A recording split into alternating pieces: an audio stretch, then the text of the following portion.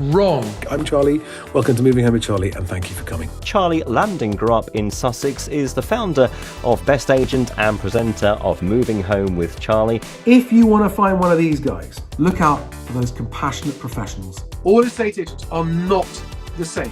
So Charlie, what would be your advice for people interested in buying new builds right now? Don't overpay. Do buy, but don't overpay. That's why I say disregard the guff. Read into the numbers and look, and it's buried. The bad news is buried in the small print, okay? Good evening, everyone. Welcome to the Property Press Awards. They may or may not be telling the truth, but you should form your own view. Get out and view, get out and view, get out and view. You cannot be in a position to make offers and have the offers accepted if you're not viewing. Just be out there viewing. Pay attention to the back of the class. If you've not been watching my videos, I did one just a couple of days ago. Disregard the guff, guys. Good morning, or just good afternoon, only just. Monday the 6th of November. I'm Charlie Lambden. This is Moving Home with Charlie, and this is my weekly Moving Market Monday, where we just cover the headlines in both sales and lettings for those of you who are trying to move house or into the housing market. And we're also live on TikTok today, so say hi if you're there. Now, this week coming up, tomorrow, Tuesday, we've got the Halifax House Price Index for October. And before anyone freaks out, whatever it says, whether it's up or whether it's down, all the house price indices at the moment are far less dependable than usual because of the amount of turbulence and change in the property market.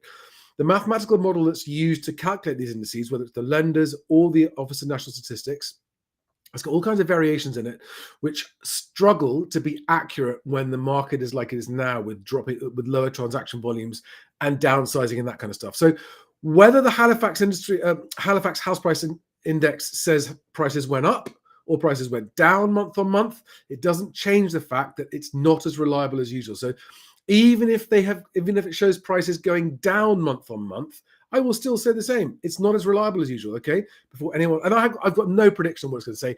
It's impossible to predict what they're going to say because they're being so unreliable at the moment. Anyway, that's that. We've also got the King's speech out this week, which are going to be talking about hopefully leasehold reform, which if it actually ever happens would be a very good thing for people. But just quickly, I want to cover, this week we're going to start off on the lettings market because those of you who've been watching my channel for a long time will know that I've been expecting rents to start falling for the very simple reason that the cost of living crisis, which we are 18 months into now, is going to hit renters harder than anybody else, right? And so it was only a question of time until people just got to the end of their fixed term tenancy and wanted to move out or move back in with friends or move back in with parents or whatever it might be. And I will share it on the screen now for everyone except those on TikTok. So this is from a company called Good Lord, and also this is a month-on-month change that they're talking about. And I'm also going to, for comparison purposes, also going to show the Homelet rental index, which says that rents are going up, but they're talking about year on year, because I really want everyone to understand the importance of the difference between when you look at year on year indices, whether it's for sales or for rentals, they often will not tell you what's happening in the most recent months because they don't tend to reflect that for at least 6 months until after the market's changed direction. Anyway, let's just read what Good Lord said. So they said the lettings market saw a dip in the price of rents in October after a red hot summer. The lettings market saw a post-summer dip in the price of rents in October following the 3 months of rapidly escalating prices across England. According to the latest Good Lord rental index, the average rent on new tenancies dropped by 11% over the last month as the heat of July to September dissipated. At the same time, voids lengthened by 29%. Now, voids lengthening by 29%, which is nearly a third, so from 14 days to 18 days, is another signal that demand is cooling as we head into the traditionally quieter winter months. Now, for people who are living in areas where rents really are dropping, and there are some areas where they really are, and in fact, in the next index I show you, it's got a really good regional breakdown. Lengthening voids is a negotiation tool for tenants who may want to negotiate a reduction in their rent with landlords as part of their survival, cost of living, and everything else situation. And it might sound ridiculous to some of you, but I can promise you that there are already people in the UK who are going to be, if they're not still within the fixed term of their tenancy, are going to be in a position to potentially, depending on where you are, how well you've behaved as a tenant, etc., that if you can show that like-for-like prices for properties like yours in the area that you're renting have now gone lower than the rent you're paying, you're in a position to talk to a landlord. And landlords don't want voids. And if void periods are increasing, it might be a rare opportunity when the boot is on the other foot and tenants, some of you, not all of you, but in some areas, and if you've behaved well as a tenant and if the landlord wants to keep you, and this is when it really does pay dividends to be a well-behaved tenant. If you're a pain in the arse tenant and you say, look, lower my rent, I'm going to go, the landlord's going to say, bye, bye, bye, bye, bye. You can be someone else's problem. But if you're a really reliable tenant that's treated the property with respect, a landlord is very likely, if he can see that market rents have lowered in the area where you're living, and therefore he's less likely to get someone in paying the rent you're paying, and also is risking a void, you just might have a chance of doing that. Anyway, let me move on to the next index, because this is a PDF. And by the way, I've linked to these below if you're watching on YouTube. If you're watching this on TikTok and you want to see the links to these, just go and Google Good Lord Rental Index or Homelet Rental Index, and you'll find these reports.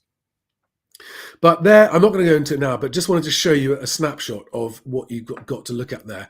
It's a long report. I mean, it's 18 pages of a real breakdown of the nation's rental data. But it doesn't show, as far as I can see, I've only had a quick look at it, it doesn't show monthly changes. That's why Homelet's headline, when it put the rental index out last week, was rents going up. But Good Lord is saying that, yeah, year on year, rents are higher, but month on month, they've started to fall. And 11% is a big drop. There'll be seasonal fluctuations in there as well. But anyway, so there's some news on the rental market that I think is good news for tenants. And I'm afraid yet more bad news for landlords who are already facing a pretty tough time of it in general.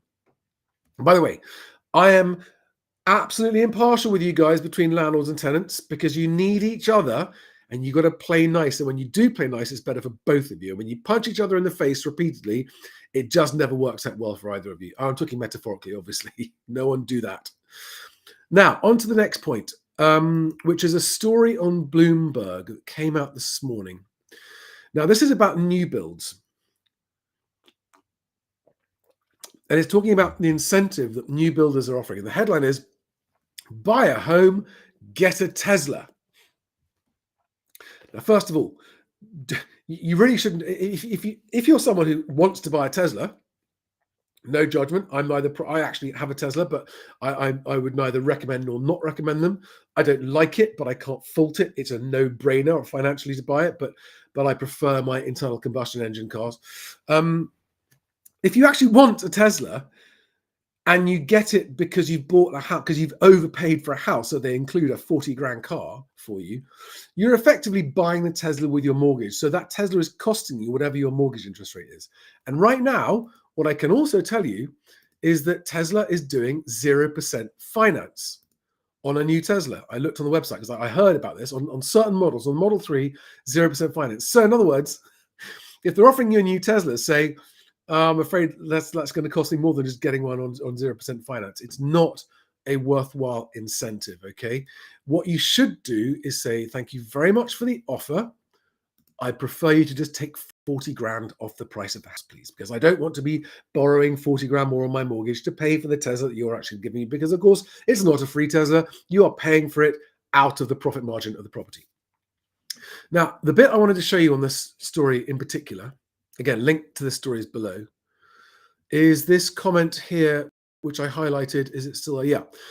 So Taylor Wimpey PLC said this summer, incentives were running at 5% of the house price, compared with about 2% last year, with the company offering mortgage contributions, deposit help, and personalized home upgrades.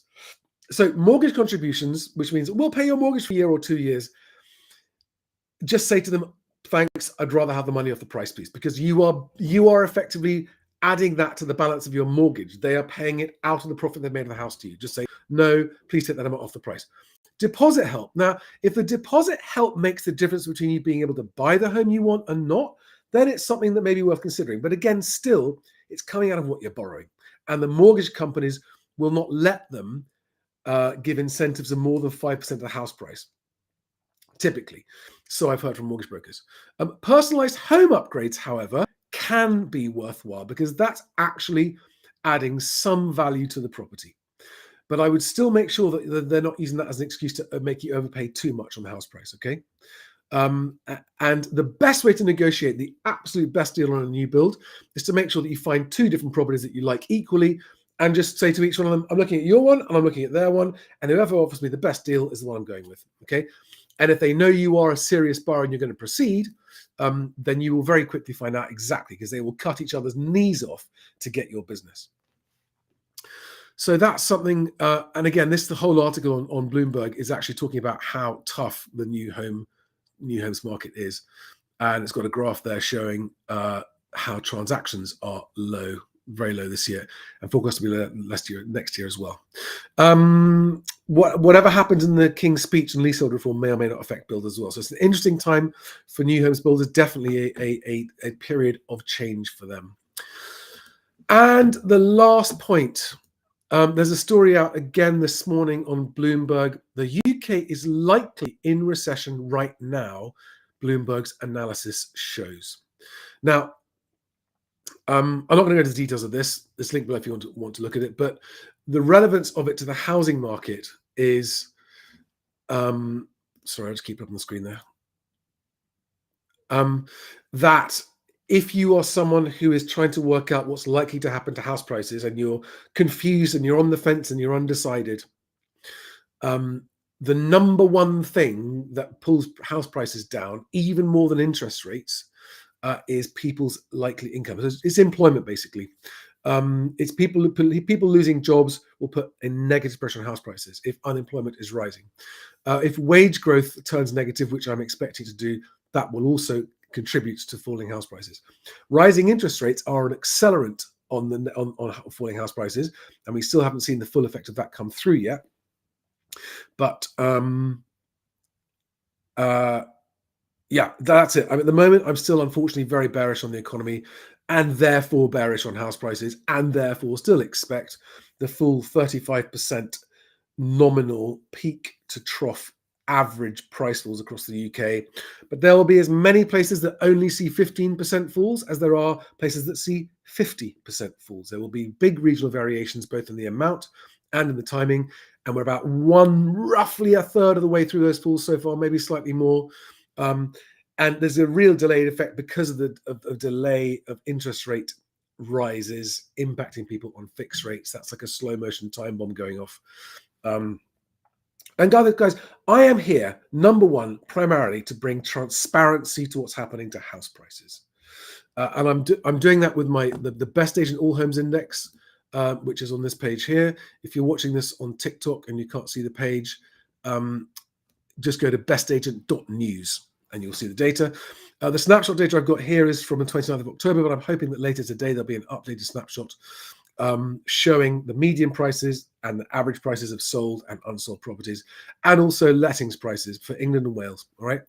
So my mission with this channel, using the data from Best Agent, is to bring transparency, total transparency to house prices, because at the moment there isn't any, and that's what causes most of the industry's problems.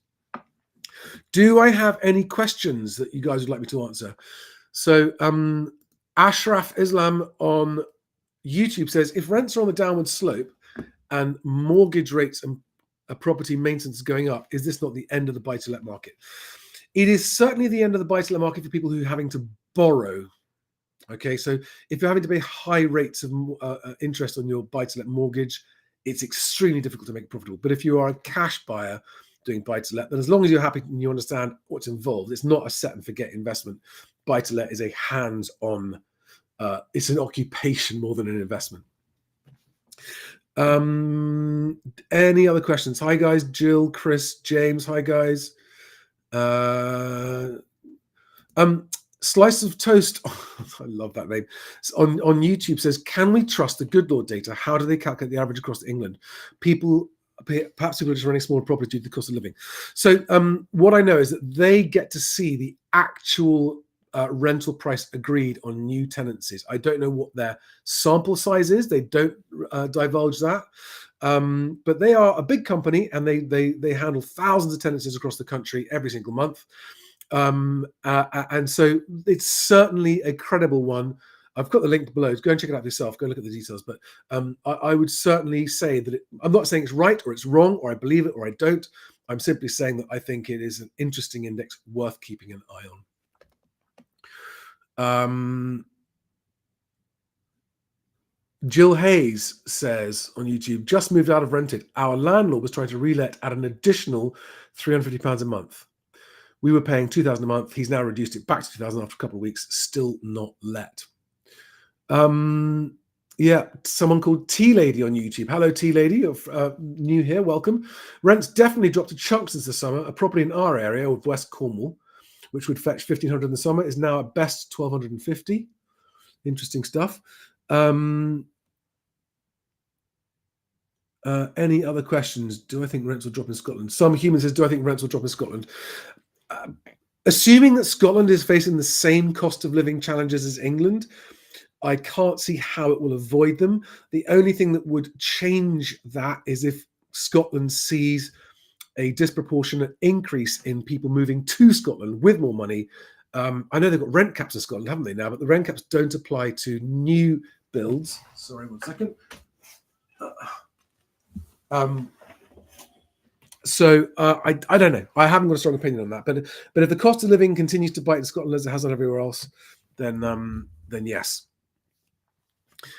No, I can't advise on buying a property with spray foam insulation. That's not my area. Dave Spiegel says, I'll be making a long distance move across the country early 24. Any advice on how to handle agents' viewings? Yeah, what I would be doing is making sure that when you request your viewing, you will include as much information to back up your situation and the reasons for your move as possible, and then I would try to limit the number of times you have to go backwards and forwards, but go up there, spend a few days there if you can, try and get a block of viewings in there and spend some time then get to know it, because it's really, really, really hard when you're moving a long distance across country.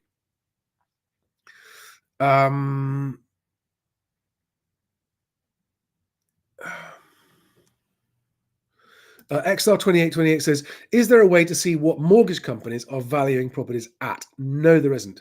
Are they seeing lots of down valuations? So anecdotally, from mortgage brokers, I am hearing about quite a lot of down valuations, but there's no actual data on that. Alex on YouTube asks, how long do you think it will take for new build asking prices to get in line with market conditions?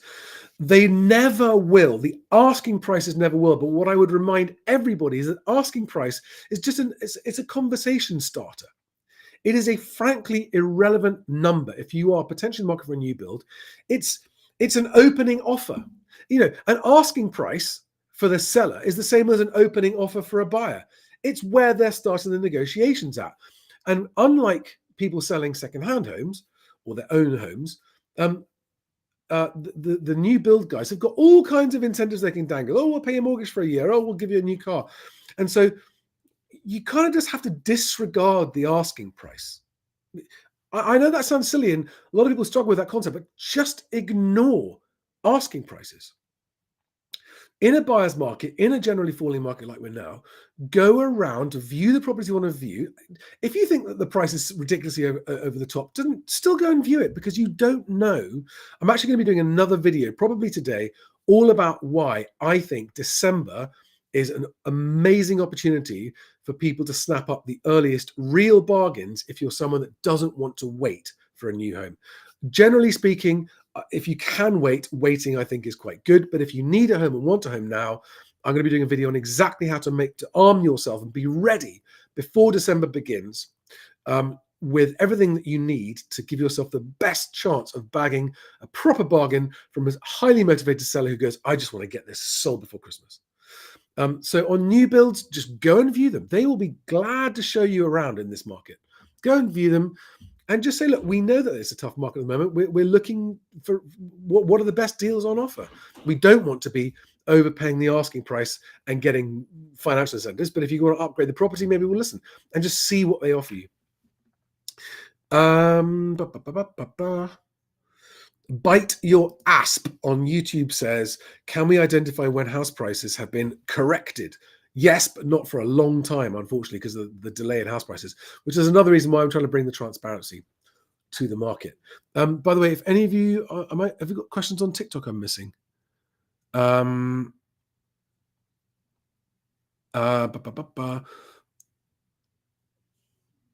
Charlie. I'm a young man, 22, with a small family. Where do I start getting my own home? That's CJB181 on TikTok. CJB, are you talking about buying or renting? Let me know, and I'll answer you.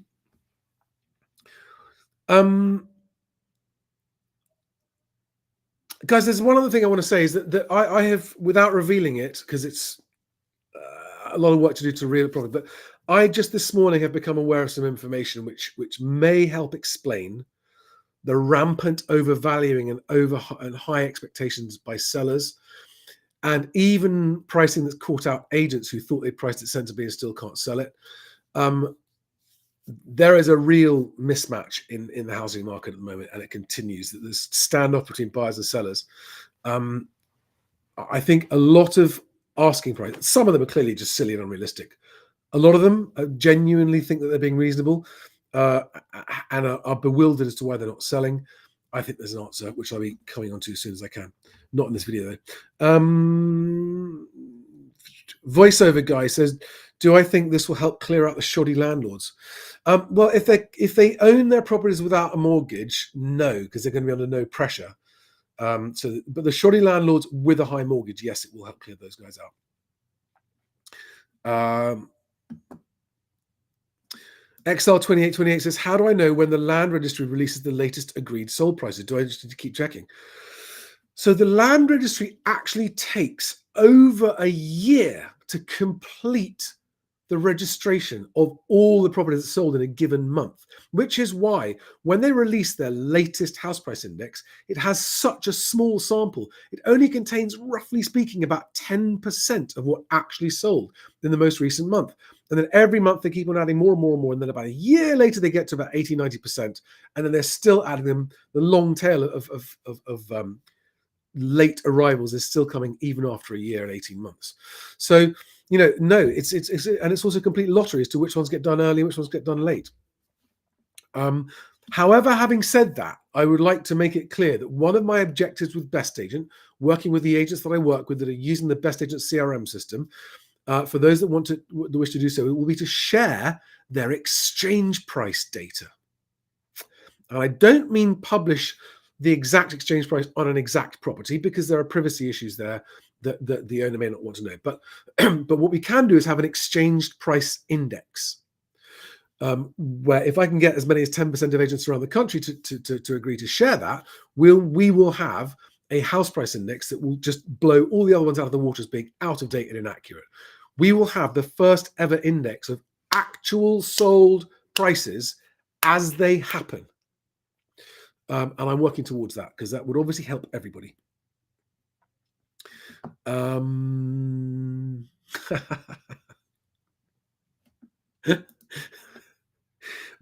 on YouTube says, hi, Charlie, what have you got against houses? On that happy note, I'm going to wrap it up, guys. Thanks a lot. Thanks for watching.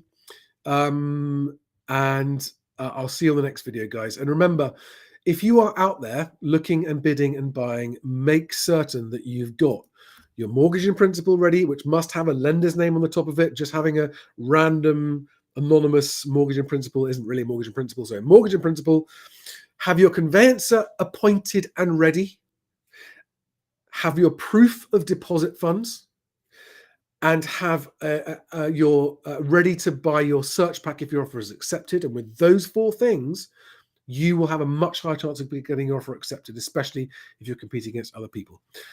If you don't have any of your own, if you haven't got your own independent mortgage broker or your own conveyancer, and you can't be able to find one that you trust, I've got some handpicked guys I work with. I can put you in touch with them on my website there, mhwc.co.uk. But until the next time, thanks a lot, guys. I will see you soon. Bye-bye, guys.